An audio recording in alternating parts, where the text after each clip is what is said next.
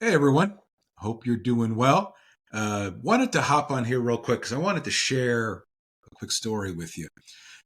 Had a great conversation with my own personal health and fitness coach. Yes, I have my own.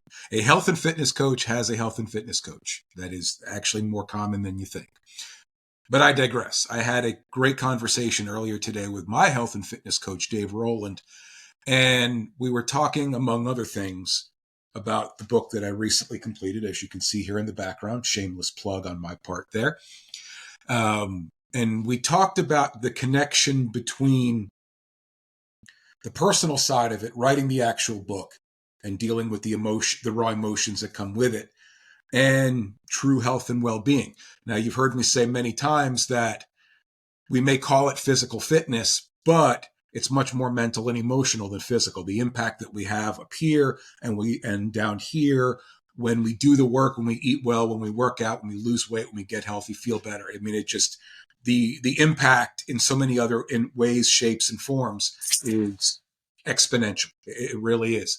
So we were talking about that, and I was discussing.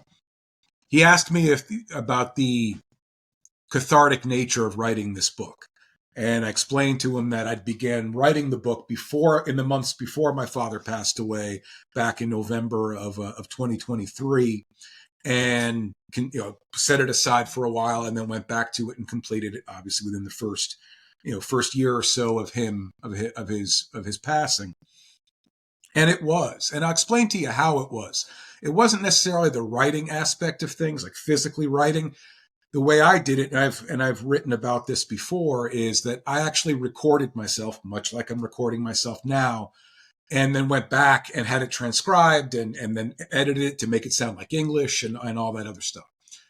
But being able to speak it out loud, the the anger that I felt towards my dad for essentially giving up on his life after he suffered his last stroke, about how disappointed I felt in myself. I felt like I didn't do enough to convince him to take care of himself and kind of get out of that funk, that years long funk that he was in.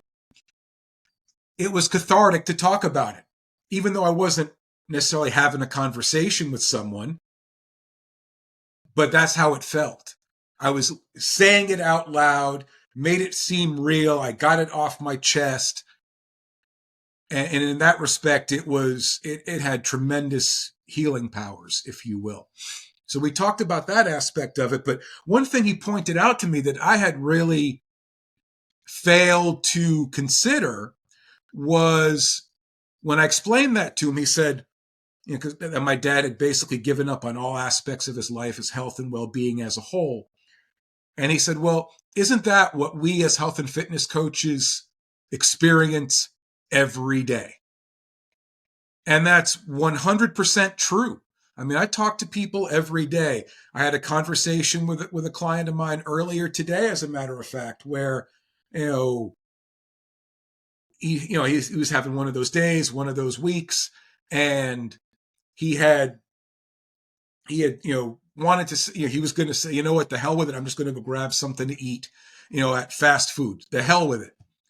And then honestly discovered that the Arby's he was going to had been demolished prior to at some point before his arrival, which was definitely a less than subtle a hint that he shouldn't eat fast food. But it also made him realize that, hey, you know what? I may be frustrated because I'm having a tough day or I'm having a tough week, but I really don't want to give up on this. I really do care. And I really want to see it through and really push myself to be the version of myself that I can be. And the same thing goes for anybody I have a conversation with. We all have tough days, tough weeks. I've actually had a few different conversations with clients here in the past week or two where times have gotten a little bit tough and they've struggled either personally or professionally or both. And it could be real easy to set everything aside, but they keep pushing forward, even though it may not be the best it could be, but it's the best they could do that day. And that's still better than not doing anything at all. And really, the conversations that I have with a lot of people, a lot of people who reach out and say they're ready to start but they're really not. It happens all the time. If you're a health and fitness coach listening to this, you know this scenario where somebody reaches out and sounds really gung ho. You talk to them, you spend time talking to them, and you reach an understanding. Hey, here's what you want. Here's what I can do. It's good symmetry there. Let's make it happen. And then crickets. You never hear from them again, or you don't hear from them for months at a time. So it sounds good, but they don't have the commitment level yet and the confidence level yet to push forward and see it through. So yeah, it was, like I said, it was a very interesting conversation on how both sides of that coin come together.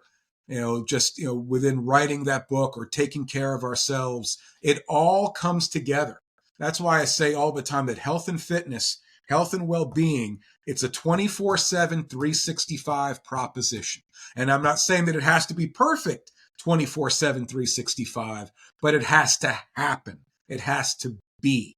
It's not something you can do in a day, a week, a month, 6 weeks, a year. It's something that we have to do in some way, shape, or form every day. And if we do that, the highs will be great and the lows will never be too low. And no matter what, we'll learn from both and we'll keep moving forward.